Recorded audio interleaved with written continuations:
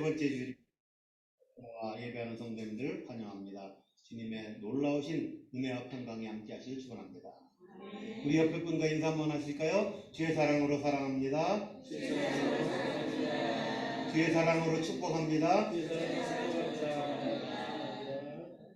우리 주의 사랑으로 사랑하고 축복하는 말은 아무리 해도 질리지 않고 좋은 일입니다. 그렇죠? 예, 우리가 서로를 사랑해주고 복을 빌어주는 저와 여러분이 되시길 축원합니다.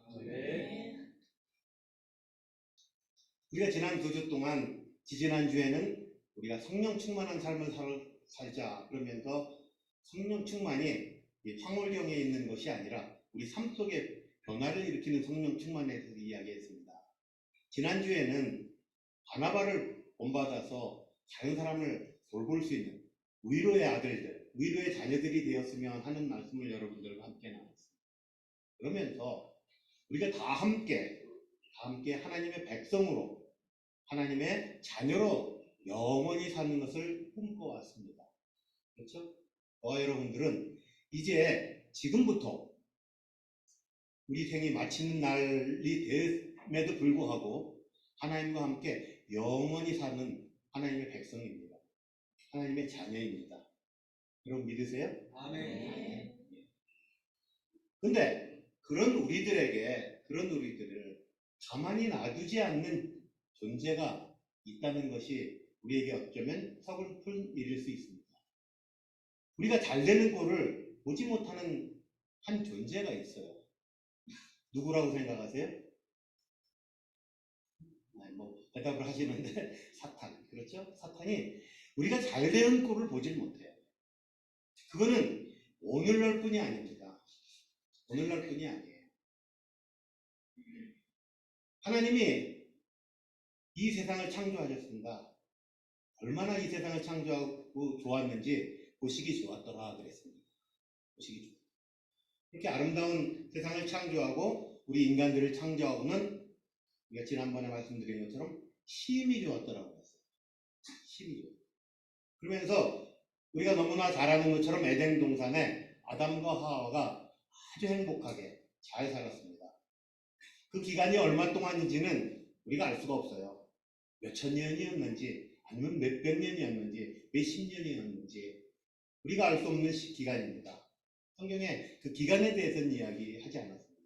그렇지만 아주 완벽하게 하나님께서 창조하신 아름다운 낙원에 정말 행복하게 아담과 하와가 살고 있었습니다. 근데 그 꼴을 두고 못 보는 존재가 있다고 그랬죠? 우리가 잘 되는 꼴을 보지 못하는 존재. 누구라고요? 아까 얘기했던 사탄입니다. 그 사탄이 뱀으로 그렇게 나타나서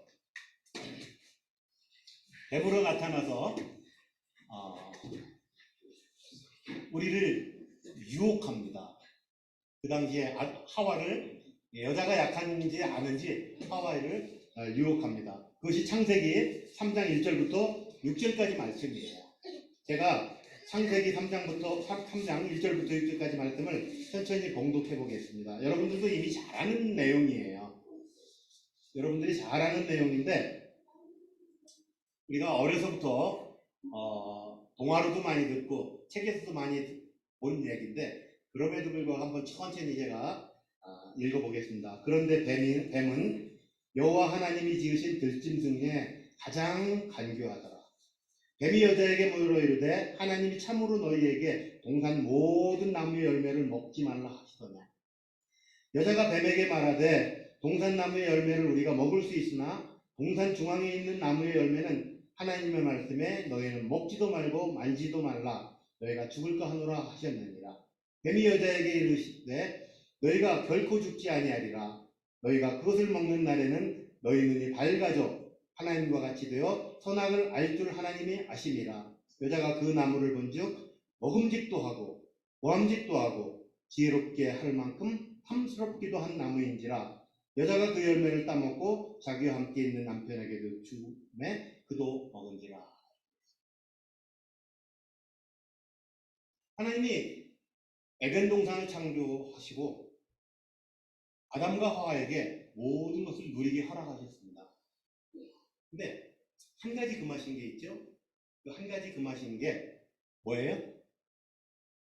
먹지 말라고 한 게 하나 있는데 선악을 알게 하는 나무. 그렇죠? 여기는 동산 중앙에 있는 나무라고 그랬는데 동산 중앙에 몇 개의 나무가 있었나요? 2개. 뭐 성경 공부를 우리가 너무 잘해서 뭐 그런 것 정도는 물어보면 제가 민망할 정도죠. 2개. 하나는 뭐예요? 생명나무. 또 하나는 선악을 알게 하는 나무. 그렇죠? 선악을 알게 하는 나무와 생명나무 2개. 그런데 그 2나무 열매를 다 먹지 말라고 하셨나요? 아니요. 뭐는 먹으라고 했어요? 생명나무. 또 하나 먹지 말라고 한 건 선악을 알게 하는. 뭐 우리가 너무나 잘 알고, 그런 얘기, 주일학교 가서 이제 목사님 설교하시지 뭐 오늘 그 얘기 뭐 하세요? 그러실 수 있습니다. 선악을 알게 합니다. 근데 하나님이 2나무를 가운데 두시고 우리에게 생명나무를 먹게 하셨다는 게 참 의미 있는데, 우리 사람들은 그 사탄이 우리를 유혹하기 전까지는 선악에 대해서 별로 관심이 없었어요. 근데 사탄이 유혹을 하고 나니까 선악을 알게 하는 나무가 아주 대단하게 귀하게 보이는 거예요. 어떻게 보이냐면 하와가 보니까 먹음직스럽기도 하고요. 모험직스럽기도 하고요. 또 그걸 먹으면 지혜를 줄 것 같은 아주 탐스럽게 생겼다고 했어요. 조금만 먹으면 지혜롭게 할 것 같아요. 근데 정말 그걸 먹으면 지혜가 생깁니다. 어떤 지혜요? 선과 악을 구분할 수 있어요. 우리가 선과 악을 구분할 수 있으면 좋지. 왜 선과 악을 구별하는 것을 하나님이 못하게 하셨냐는 거예요. 여러분, 선과 악을 구별하면 굉장히 행복할 것 같죠? 우리가 선은 행하고 악은 딱 멀리하면 좋으니까. 근데 우리 지식은 완전하지 않아요. 우리 기준에서 선과 악을 구별하면요, 문제가 생겨요. 선과 악을 다른 말로 하면 누가 옳고 누가 그르냐는 얘기거든요. 그걸 우리나라 한문 표기로 뭐라고 하냐면 오를시 그를비 해서 시비를 건다 그래요. 시비를 건다 하면 여러분들 너 왜 나한테 시비 걸어 그러면 뭐예요? 나한테 쌈을 청하는 걸 왜 시비 걸어 그러죠?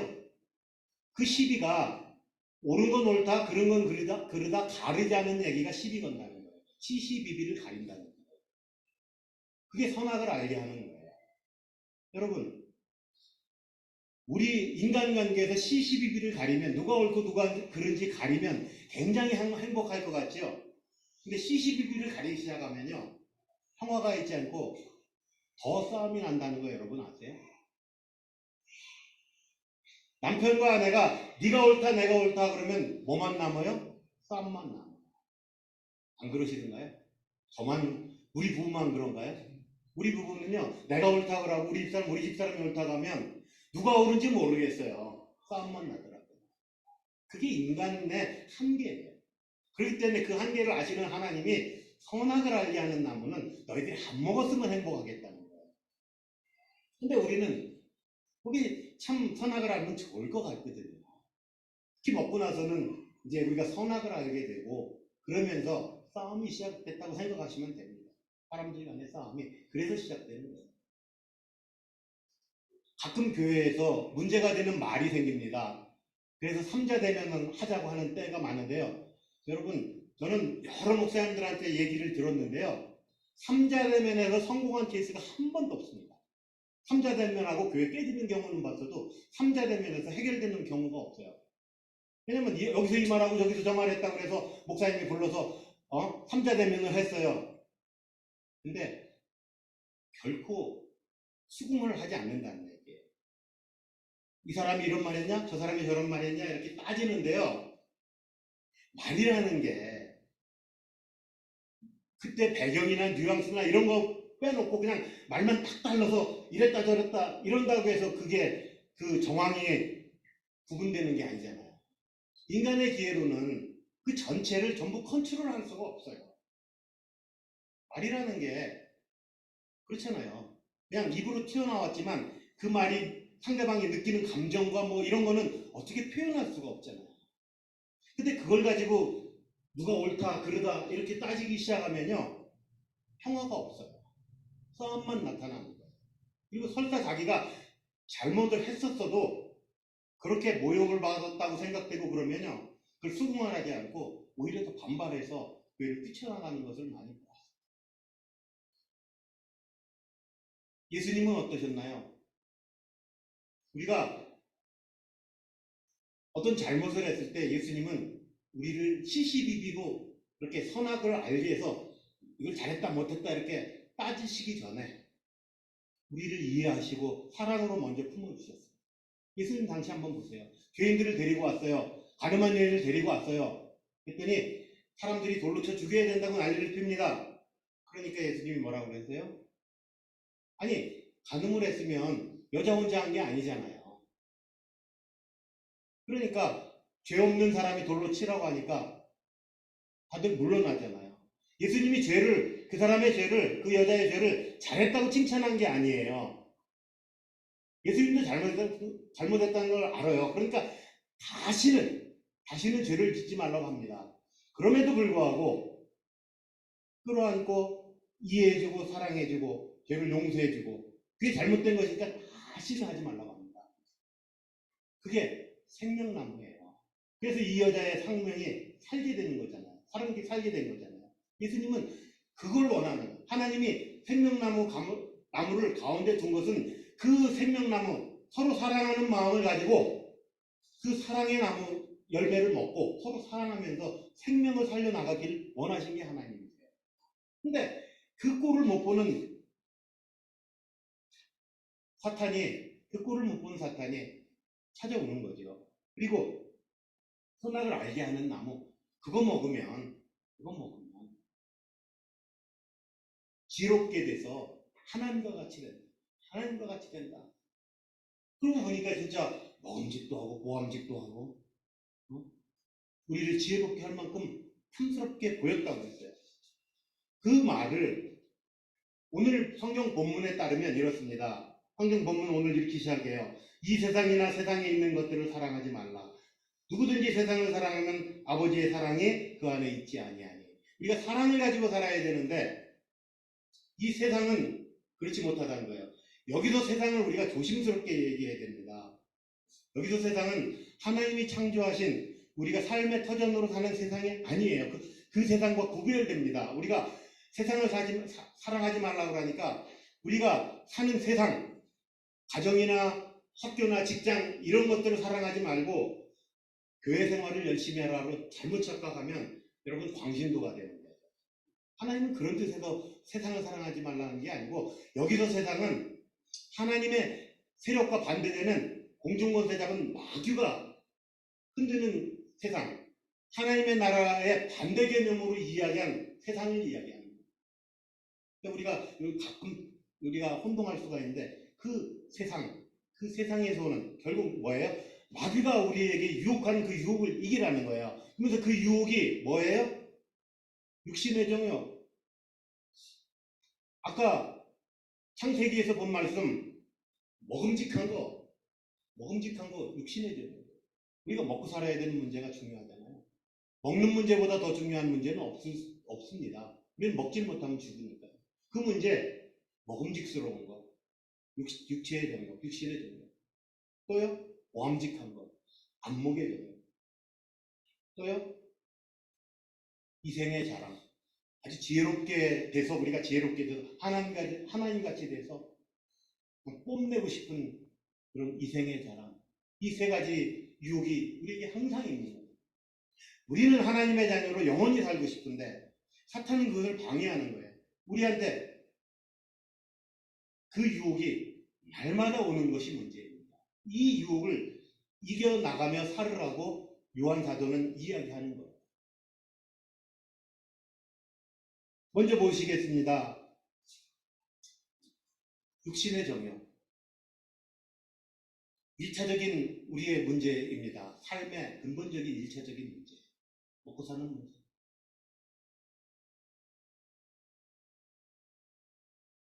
어떻게 보면 보통 떡으로도 표현하고 성경에서 빵으로도 표현할 수 있는 거, 먹는 문제. 여기서 오는 유혹은 말할 수 없죠. 우리의 근본적인 우리의 본능을 요구하는 것. 그런 것들. 먹는 것. 근데 이 시험은 우리만 당하는 게 아니에요. 우리가 약해가지고 우리만 당하는 게 아니에요. 마태복음 4장에 보니까 예수님도 이 시험을 당했습니다. 언제 이 시험을 당하셨어요? 예수님이 공생애에 나오시기 전에 40일 금식 기도를 하신다. 잘 아는 내용이죠? 40일 금식 기도하시고 광야에서 누가 찾아와요? 사탄이 찾아와요. 그래서 유혹을 합니다. 그 유혹, 시험의 첫 번째가 뭔지 아세요? 여러분 너무나 잘 알죠? 예수님이 40일을 금식하셔서 굶주리셨어요. 얼마나 배고프겠어요? 그 예수님에게 사탄은 똑같은 우리에게 하던 유혹과 같이 똑같은 유혹을 합니다. 야, 네 옆에 돌들이 많은데 그 돌을 떡으로 만들어서 먹으면 너 배 안 고프고 좋잖아. 하물며 하나님이신 예수님이 이 땅에 오셨을 때 받는 유혹은 우리와 똑같은 유혹이에요. 이 돌들로 빵을 만들어서 먹어봐. 근데 예수님이 어떻게 이기세요? 우리가 너무나 잘 아는 얘기니까 빨리빨리 넘어가죠. 어떻게 이기세요? 사람이 떡으로만 살 것이 아니라 하나님의 말씀, 하나님에게서 나온 말씀으로. 아멘? 근데 중요한 말이 있어요. 저는 우리나라 말만 이런가 아니면 원어에도 그런지 찾아보니까 원어에는 더 확실합니다. 떡으로만 할 것이 아니라 할 때 떡이 필요 없다는 얘기가 아니에요. 우리가 살아가는 데 있어서 떡은 필수적인 겁니다. 근데 떡으로만이라는 건 떡이 필요하지만 그것만 가지고는 안 된다는 거예요.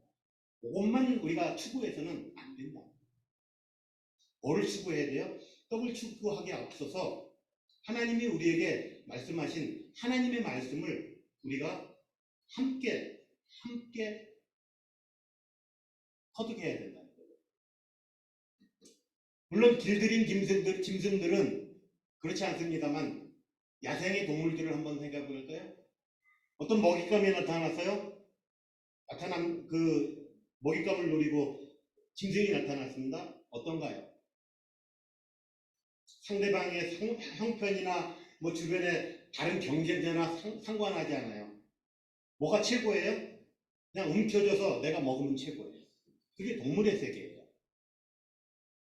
근데 우리 인간 사회가 그런 짐승들과 다름이 없다고 하면 우리는 짐승이지 사람의 세계가 아니잖아요. 예, 먹을 게 필요해요. 그걸 잡아야 오늘 한 끼 내가 먹고 생을 유지할 수 있어요. 또 내 새끼들한테, 짐승이니까 새끼라고 해도 되죠? 내 새끼들한테 먹여야 돼요.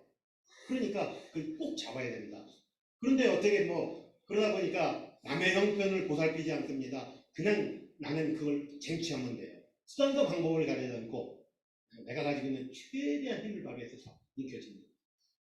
근데 사람은 그렇게 살아서는 안 된다는 말씀입니다.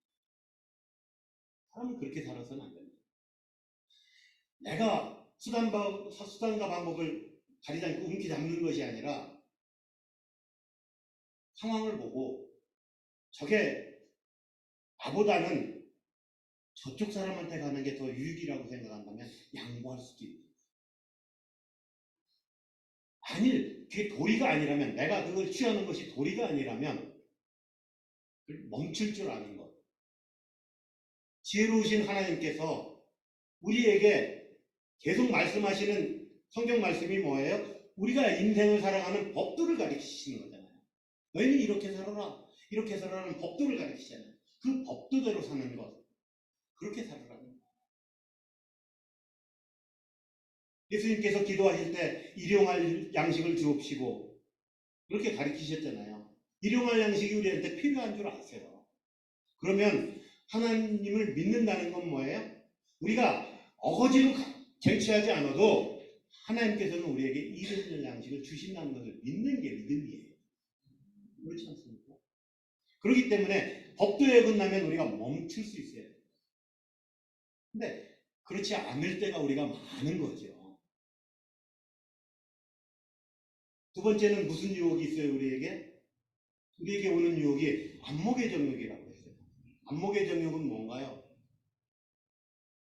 아까 창세기에서 보니까 오함직한 거, 아주 보기 좋은 거, 오함직한 거예요. 이제 인간들은 1차 욕구가 충족되면, 먹고 사는 게 해결되면 그 다음에 찾는 게 뭐예요? 좀 더 좋은 거, 보기에 좋은 거. 그렇죠? 보기에 좋은 거.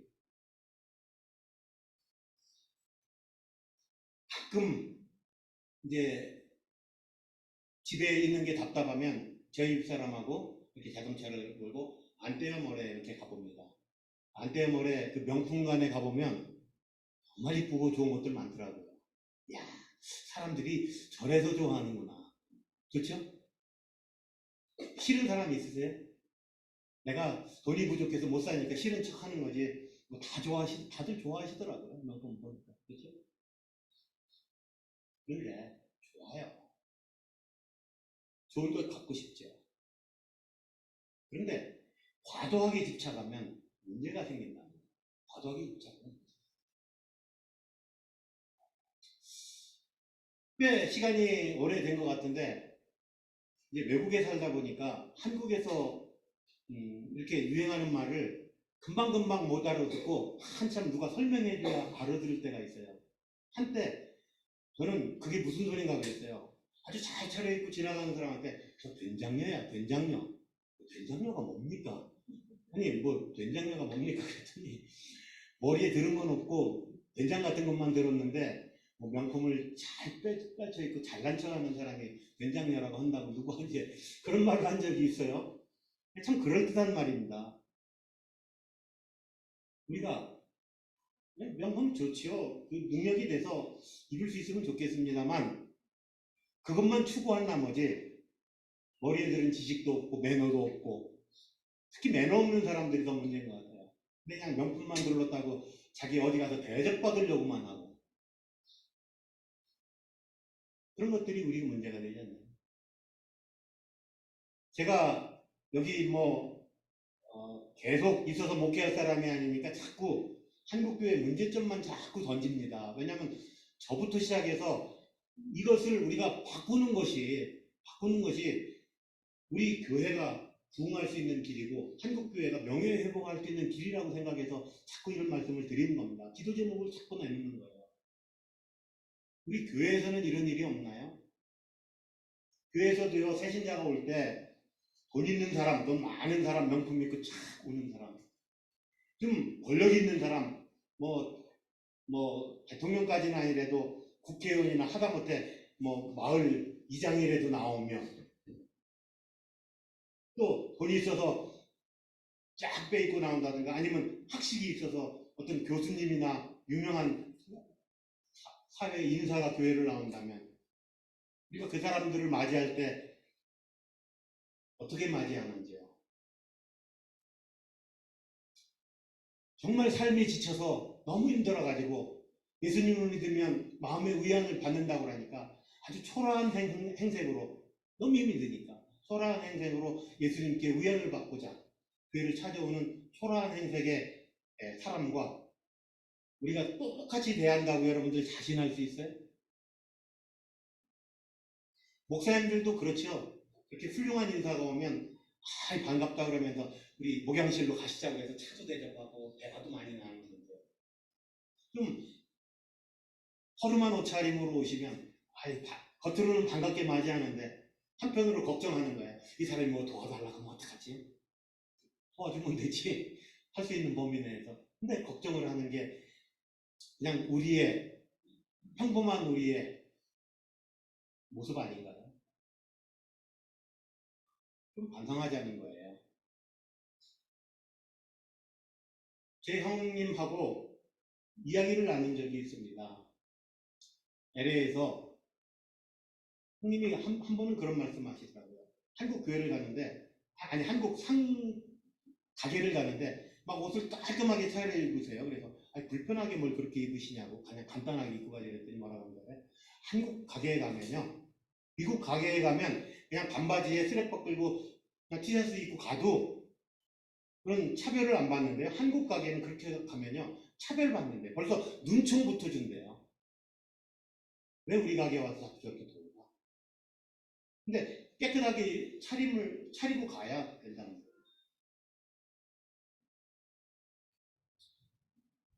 그 미국 사람들이 한국 사람들의 생활 방식에 대해서 이해 못하는 걸 하나 가지고 있습니다.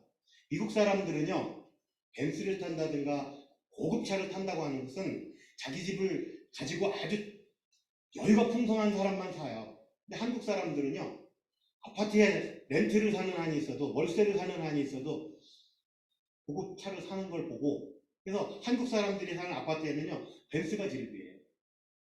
렉서스는 기본이고요. BMW 뭐 아주 유명한 차들이 꽉 차 있어요. 왜요?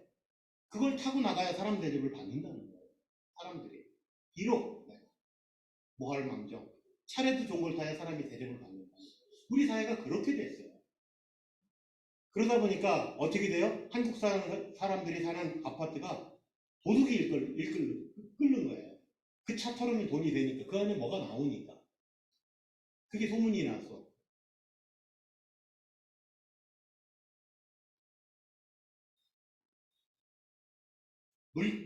물건도 그럴 뿐 아니라요. 여기는 사람도 마찬가지입니다. 사람도 남편이 자기 부인보다 조금 멋있게 생기면 멋있게 생겼다고 그 사람을 좋아하기 시작하면 그때 문제가 생기는 거죠. 아닌가요?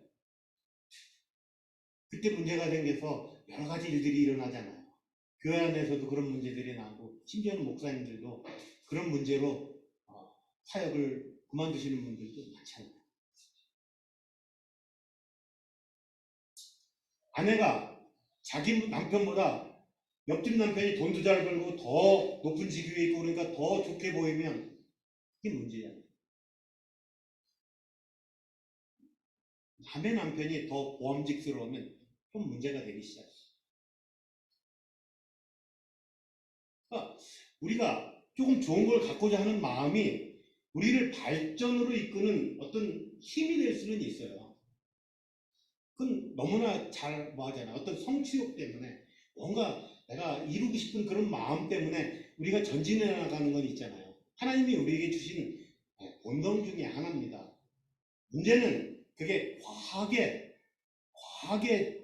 진행되는 게 문제죠. 그냥 그런가 보다 하는 선에서 인정하면 되는데 나도 좀 열심히 해서 나도 좀 더 잘 살아봐야 되겠다는 마음까지 괜찮은데 그 유혹에 못 이겨서 잘못을 범하게 되고 죄를 범하게 되고 그래서 우리가 하나님과 단절돼서 죄 때문에 하나님과 단절돼서 사망에 이르게 하기 위한 게 이 사탄의 전략이지 않나요? 우리가 여기서 이겨내야 된다.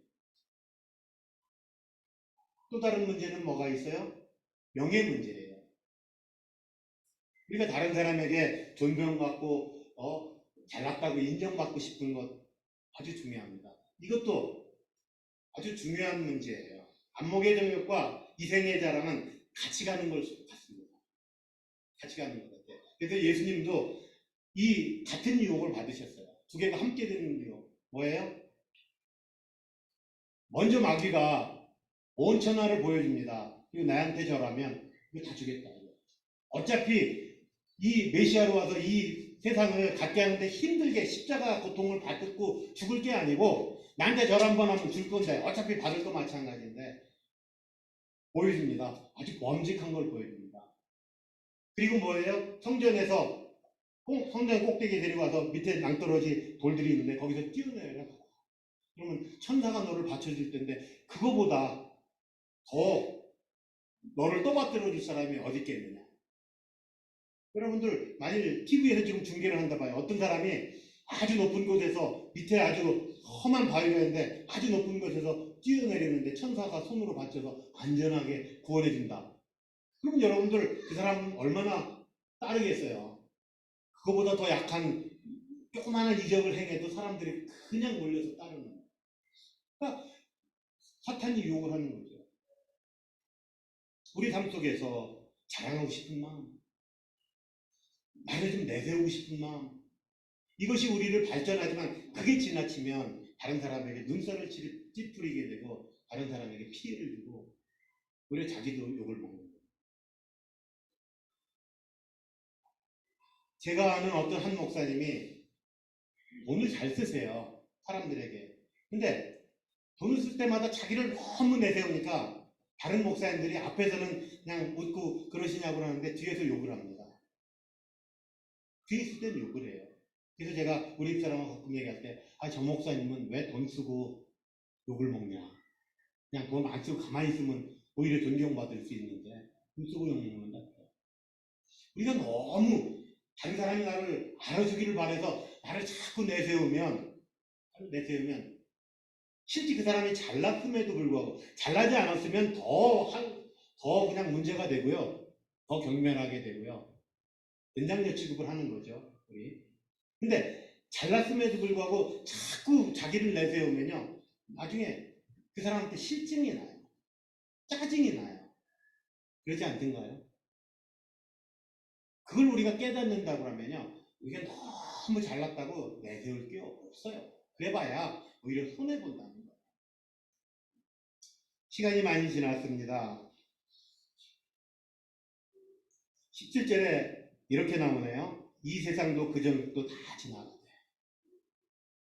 오직 하나님의 뜻을 행하는 자는 영원히 거합니다. 하나님의 뜻에 거하는 사람은 뭐예요? 우리에게 필요한 것들이지만 육신의 정욕, 안목의 정욕, 이생의 자랑이 우리에게 필요한 것이긴 하지만 이거에 얽매이지 않고 하나님의 말씀에 따라 사는 사람, 그 사람이 하나님이 사랑하는 사람이고 이 사람은 어떤 사람이에요? 영원히 거할 수 있는 사람. 하늘나라에서 영원히 거할 사람이에요. 우리가 이렇게 교회 나와서 하나님의 자녀로 사는 이유가 뭐예요? 다른 이유도 있겠지만 우리가 영원히 하나님께 살기 위해서 이 자리에 모이는 거잖아요. 마지막 우리가 이렇게 살려고 영원히 하나님과 좋게 살려고 아주 행복하게 살려고 하는 우리들을 늘 항상 시험하는 사탄이 우리 옆에 있다는 걸 잊지 마시기 바랍니다. 그 사탄을 뭘로 이겨요? 우리가 말씀을 보며 기도하면서 이겨나가야 되는 게 저와 여러분들의 삶이에요. 그래서 저와 여러분들이 이 말씀으로 기도로 이기셔서 하나님께서 영원한 자, 영원히 거하는 자, 오늘 그래서 영원히 거하는 자라는 설교 제목을 잡은 거예요. 저와 여러분이 영원히 거하는 자가 되시길 축원합니다. 기도하겠습니다. 사랑의 아버지 하나님, 육신의 저녁, 안목의 저녁, 이상의 사랑이 저희들을 유혹합니다. 하나님의 말씀에 앞서 주님 이것을 추구할 때가 많이 있습니다. 하지만 주님 하나님의 말씀이 우선임을 깨닫고 기도하며 주님 이겨나가 정말 하늘나라에 영원히 거하는 저희들 될 수 있도록 도와주시옵소서. 감사합니다. 예수님의 이름으로 기도합니다. 아멘. 우리 천성을 향해 가는 성도들입니다. 거기서 영원히 사는 행진의 찬양을 한번 하겠습니다. 우리 찬송가 359장 천성을 향해 가는